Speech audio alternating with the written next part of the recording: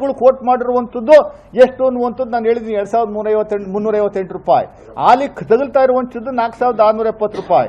ಇದನ್ನು ಹೊಸದಾಗಿ ಕಂಪ್ನಿ ಕೊಟ್ಟರೆ ನಾವು ಉಳಿತಾಯ ಮಾಡುವಂಥದ್ದು ಎಷ್ಟು ಗೊತ್ತಾ? 2312 ರೂಪಾಯಿ ಉಳಿತಾಯ ಆಗುತ್ತೆ.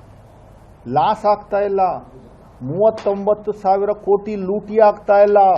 ಕಮಿಷನ್ ಹೊಡಿತಾ ಇಲ್ಲ ನಾವು. ಈ ಕಮಿಷನ್ನು ಅಶೋಕ್ ಮತ್ತೆ ಅವ್ರ ಕಂಪನಿಗೆ ಹೋಗ್ತಾ ಇರುವಂಥದ್ದನ್ನ ತಡೆ ಹಿಡಿಯುವಂಥ ಕೆಲಸವನ್ನ ಡಿ.ಕೆ. ಶಿವಕುಮಾರ್ ಮಾಡಿರುವಂಥದ್ದೇ ಇವರಿಗೆ ಹೊಟ್ಟೆ ನೋವು ಶುರುವಾಗಿದೆ. ಹಾಲಿ ಇರುವಂಥದ್ದು ಪ್ರಕಾರ ನೀವು ಕಂಟಿನ್ಯೂ ಮಾಡೋಕ್ಕಾಗಲ್ಲ. ಯಾಕೆಂದರೆ ಸೈಂಟಿಫಿಕ್ ಆಗಿ ನೀವು ವಿಲೇವಾರಿ ಮಾಡೋಕ್ಕಾಗ್ತಾ ಇಲ್ಲ. ಬರೀ 2,000 ಟನ್ ಮಾತ್ರ ನೀವು ಗೊಬ್ಬರನ ವಿಲೇವಾರಿ ಮಾಡೋಕ್ಕಾಗ್ತಾ ಇರುವಂಥದ್ದು. ಇನ್ನು 4,000 ಟನ್ ದಿನನಿತ್ಯ ಹಂಗೆ ಉಳ್ಕೊಳ್ಳುತ್ತೆ. ಅದಕ್ಕೇನೆ NGT ಅವರು 2,900 ಕೋಟಿಯಷ್ಟು ಫೈನ್ ಹಾಕಿರೋದು. ಅದನ್ನು ನೀವು ಇದನ್ನು ಪರಿಗಣಿಸಿ ಇನ್ನು ಅನುಷ್ಠಾನ ಮಾಡಲೇಬೇಕು. ಆಮೇಲೆ ಇದು ಅವರ ಆಪಾದನೆ ಏನು? 30 ವರ್ಷಕ್ಕೆ ಕೊಟ್ಬಿಟ್ಟವ್ರೆ ಅಂತ. ಹೌದು, ನೀವು ದಯಮಾಡಿ ನೀವು ಡೆಲ್ಲಿನಲ್ಲಿ ನೋಡಿ ಕೊಟ್ಟಿರುವಂಥದ್ದು. ಇದೇ ಕಂಪ್ನಿ ಹೈದರಾಬಾದಲ್ಲಿ ಮಾಡ್ತಾ ಇದೆ. ಹೈದರಾಬಾದ್ನಲ್ಲಿ ಮಾಡ್ತಾ ಇರುವಂಥದ್ದು they have given for 30 years. Even in Chennai they have given for 25 years. ಯಾಕೆ 20 years 30 years ಕೊಡ್ತಾವ್ರೆ ಅಂದರೆ ಅವ್ರು ಇನ್ಫ್ರಾಸ್ಟ್ರಕ್ಚರ್ ಬಿಲ್ಡ್ ಮಾಡ್ತಾರಲ್ಲ. ಗ್ಯಾಸ್ ಮ್ಯಾನುಫ್ಯಾಕ್ಚರ್ ಮಾಡುವಂಥದ್ದಕ್ಕೆ, ಎಲೆಕ್ಟ್ರಿಸಿಟಿ ಮ್ಯಾನುಫ್ಯಾಕ್ಚರ್ ಮಾಡುವಂಥದ್ದಕ್ಕೆ ಇನ್ಫ್ರಾಸ್ಟ್ರಕ್ಚರ್ ಕೈಯಿಂದ ದುಡ್ಡು ಹಾಕ್ಬಿಟ್ಟು ಬಿಲ್ಡ್ ಮಾಡ್ತಾವ್ರೆ. ಕೈಯಿಂದ ದುಡ್ಡು ಹಾಕಿ ಬಿಲ್ಡ್ ಮಾಡುವಂಥದ್ದಕ್ಕೆ ತಗುಲುವಂಥ ವೆಚ್ಚ ಇನಿಷಿಯಲ್ ಇನ್ವೆಸ್ಟ್ಮೆಂಟ್ ಅವ್ರದ್ದು 3,912 ಕೋಟಿ. 3,912 ಕೋಟಿ ಇನ್ವೆಸ್ಟ್ ಮಾಡ್ತಾವ್ರೆ ಅವರು. ಯಾವುದೇ ಮೆಷಿನರೀಸು ಪ್ಲಾಂಟ್ನ ಇನ್ವೆಸ್ಟ್ ಮಾಡಿದ್ರೆ ಅದು ಲೈಫು 30 ವರ್ಷ. ಆ 30 ವರ್ಷದವರೆಗೂ ಅವನು ಅಲ್ಲಿ ನಿರ್ಮಾಣ ಮಾಡಬೇಕು.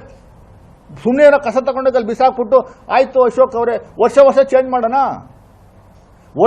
ಚೇಂಜ್ ಮಾಡೋಣ. ನೀವೇ ಹೇಳಿ.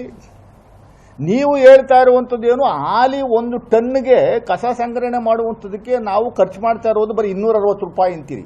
ಬಾಯಿಗೆ ನಿಮ್ಗೇನು ಹುಳ ಬೀಳ್ತದೆ, ಏನು ಬೀಳ್ತದೆ ಒಂದು ಅರ್ಥ ಆಗ್ತಾ ಇಲ್ಲಪ್ಪ. ಈಗ ಹೊಸದಾಗಿ ಕೊಡುವಂಥ ಟೆಂಡರ್ ಪ್ರಕಾರ 2,400 ಕೊಡ್ತಾ ಇದ್ದೀವಿ ಅಂತೀರಿ. ಏನೇನೋ ಹುಚ್ಚುಚ್ಚು ಥರ ಏನೇನೋ ಹೇಳ್ತೀರಾ. ಮಾಹಿತಿಯ ಮೇಲೆ ಯಾಕ್ರಿ ಬಂದು ಮಾತಾಡ್ತೀರಾ? 4,670 ರೂಪಾಯಿ ಬೀಳ್ತಾ ಇದೆ 1 ಟನ್ ಕಸ ಸಂಗ್ರಹಕ್ಕೆ. ಅದು ಎಲೆಕ್ಟ್ರಿಸಿಟಿ ಜನರೇಟ್ ಮಾಡ್ತಾ ಇಲ್ಲ, ಗ್ಯಾಸ್ ಜನರೇಟ್ ಮಾಡ್ತಾ ಇಲ್ಲ, ಮೀಥನೈಸ್ ಸಪರೇಟ್ ಮಾಡ್ತಾ ಇಲ್ಲ. ಇದರಲ್ಲಿ ಸಾಕಷ್ಟು ಕಂಡೀಷನ್ಸ್ಗಳಿದ್ದಾವೆ. ಆಮೇಲೆ ಈ ಕಂಪ್ನಿ ಟೆಂಡರ್ನ ಅಪ್ರೂವ್ ಮಾಡಿರುವಂಥದ್ದು ಸೆಂಟ್ರಲ್ ಗೌರ್ಮೆಂಟ್.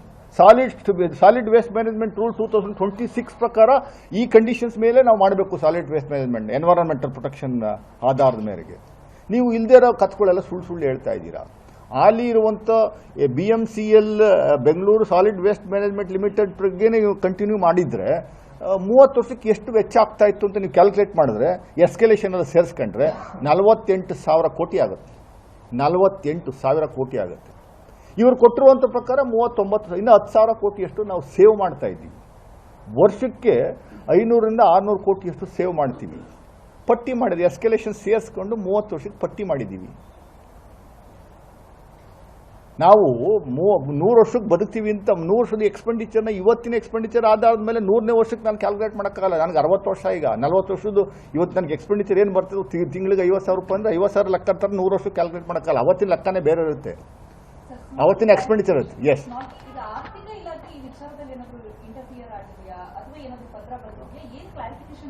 ಇಲ್ಲ ಮೇಡಮ್, ಆರ್ಥಿಕ ಇಲಾಖೆ ಇಂಟರ್ಫಿಯರ್ ಆಗುವಂಥದ್ದಕ್ಕೆ ಕರ್ನಾಟಕ ರಾಜ್ಯ ಸರ್ಕಾರ ಯಾವುದು ದುಡ್ಡು ಕೊಡ್ತಾ ಇಲ್ವ? ನಾವು we are not giving any money at all. He is going to invest by himself. Initially 3,912 ಕೋಟಿ ರೂಪಾಯಿಯಷ್ಟು ಇನ್ವೆಸ್ಟ್ ಮಾಡ್ತಾರೆ ಅವರು ಪ್ಲಾಂಟ್ಗಳನ್ನ ನಿರ್ಮಾಣ ಮಾಡುವಂಥದ್ದಕ್ಕೆ. ಅಲ್ಲ, ಬಿಜೆಪಿ ಆರೋಪ. No, I have all the documents here.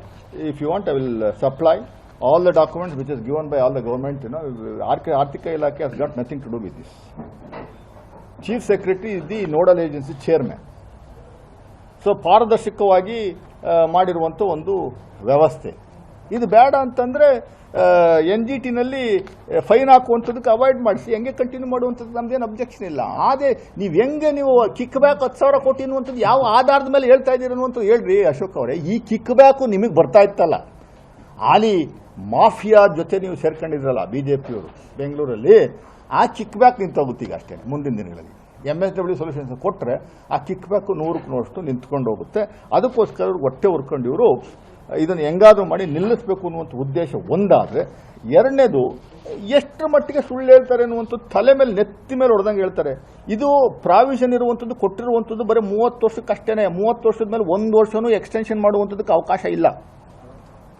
It is very very clear in the tender document. It is given only for 30 years. Suppose in case if we find ಇದು ಬೇರೆ ದಾರಿ ಇಲ್ಲ, ಆಲ್ಟರ್ನೇಟಿವ್ ಇಲ್ಲ ಅಂದರೆ ಅವ್ರನ್ನ you can request for another 5 years. So maximum only 30 + 5 35 years. ಅವ್ರು ಹೇಳುವಂಥದ್ದು ಏನು ಅಂದರೆ 30 + 35 65 years ಇದೇ ಕಂಪ್ನಿ ಕೊಟ್ಟವ್ರೆ ಅಂತ, ಇದೇ ಕಂಪ್ನಿ ಕೊಡ್ತಾವ್ರೆ ಅಂತ ಅವ್ರು ಹೇಳ್ತಾ ಇರುವಂಥದ್ದು. ಅಷ್ಟರ ಮಟ್ಟಿಗೆ ಸುಳ್ಳು ಹೇಳ್ತಾವ್ರೆ ಅವರು. ಆಮೇಲೆ ಇದು ಭಾಳ ಸ್ಪಷ್ಟವಾಗಿದೆ, ಇದನ್ನ ಹತ್ರ ಪಟ್ಟಿನೇ ಇದೆ, ಎಷ್ಟೆಷ್ಟು ಅಮೌಂಟ್ ಎಷ್ಟೆಷ್ಟು ನಾವು ಕೊಡ್ತೀವಿ ಏನು ಎತ್ತ ಅನ್ನುವಂಥದ್ದು. ಮೊದಲನೇ ಇಯರ್ ಎಷ್ಟು, ಸೆಕೆಂಡ್ ಇಯರ್ ಎಷ್ಟು.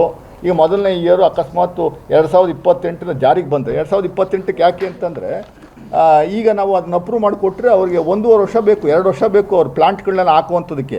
ಆಮೇಲೆ ಜಮೀನ 100 ಎಕರೆ ಜಮೀನು ಪುಕ್ಕಟ್ಟೆ ಕೊಟ್ಬಿಡ್ತಾ ಇದ್ವಿ. ಪುಕ್ಕಟ್ಟೆ ಕೊಡ್ತಾ ಇಲ್ಲ, ಸರ್ಕಾರದ ಜಮೀನು. 2 ಕಡೆ ಜಮೀನಿದೆ, ಒಂದು ಕಡೆ 115 ಎಕರೆ, ಇನ್ನೊಂದು ಕಡೆ 134 ಎಕರೆ, 2 ಕಡೆ ಜಮೀನಿದೆ. ಆ ಜಮೀನನ್ನು ಸರ್ಕಾರದ ಜಮೀನದು ಅವ್ರಿಗೆ ನಾವು ಫ್ರೀಯಾಗಿ ಕೊಡ್ತಾ ಇದ್ದೀವಿ.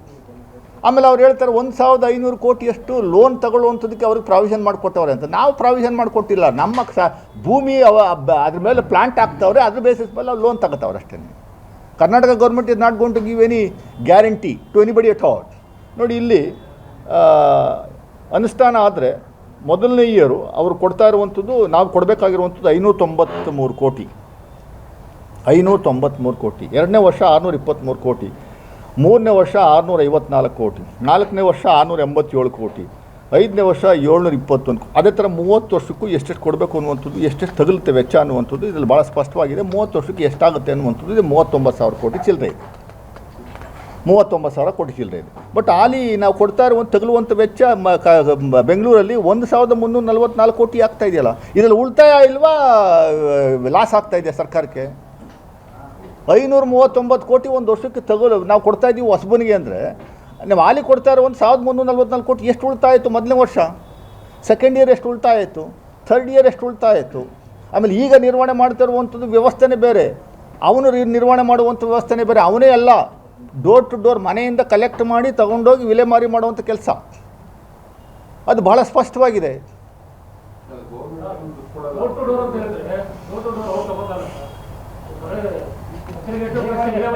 ಅಲ್ಲಲ್ಲ, ಇದು ಹೌದು. ಅಲ್ಲಲ್ಲ, door to door collection, door to ಕೆಲಸ ಇಲ್ಲಿ ಇಲ್ಲಲ್ಲ. ನನಗೆ ಭಾಳ ಸ್ಪಷ್ಟವಾಗಿ ಇಲ್ಲಿ ಅವರು ಹೇಳ್ತಾರೆ, ಅವರು ಕಸ ಸಂಗ್ರಹಣೆ ಮನೆಯಿಂದ ಕಲೆಕ್ಟ್ ಮಾಡಿ ವಿಲೇವಾರಿ ಮಾಡೋವರೆಗೂ ಈ ಕಂಪ್ನಿದ ರೆಸ್ಪಾನ್ಸಿಬಿಲಿಟಿ, ಅದೇನೆ ಹೇಳ್ತೀನಿ ಕೇಳಿ. ಪೌರ ಕಾರ್ಮಿಕರಿಗೆ ಅವ್ರಿಗೆ ನೀವು ಫೆಸಿಲಿಟೀಸ್ ಕೊಡಬೇಕಲ್ವಾ? ಸಂಬಳ ಕೊಡುವಂಥದ್ದು BBMP GPA ಅಲ್ಲ. ನೀವು ಪೌರ ಕಾರ್ಮಿಕರನ್ನು ಹೊರತುಪಡಿಸಿ ನಾನು ನಿಮಗೆ ತಗೊಳ್ಳುವಂಥ ವೆಚ್ಚ 1,344 ಕೋಟಿ, ಪೌರ ಕಾರ್ಮಿಕ ಸಂಬಳ ಸೇರಿಸಿಲ್ಲ ಅದರಲ್ಲಿ. ಈಗ ಅಲ್ಲಿ BBMP ಖರ್ಚು ಮಾಡ್ತಾ ಇರುವಂಥದ್ದು ಕಸ ಸಂಗ್ರಹಣೆಗೆ 6,200 ಟನ್ನು ಒಂದು ವರ್ಷಕ್ಕೆ ತಗೊಳ್ಳುವಂಥ ವೆಚ್ಚ 1,344 ಕೋಟಿ. ಪೌರ ಕಾರ್ಮಿಕರ ಸಂಬಳ ಅಲ್ಲಿಲ್ಲ. ಪೌರ ಕಾರ್ಮಿಕರ ಸಂಬಳ ಇದಕ್ಕೆ ಯಾಕೆ ತಗೊಂಬರ್ತಾ ಇದ್ದೀರಿ? ಪೌರ ಕಾರ್ಮಿಕರ ಸಂಬಳ ಹೊಸಬನಿಗೆ ಕೊಟ್ಟರು ಪೌರ ಕಾರ್ಮಿಕರ ಸಂಬಳ ನಾವೇ ಕೊಡೋದು. That is very clear.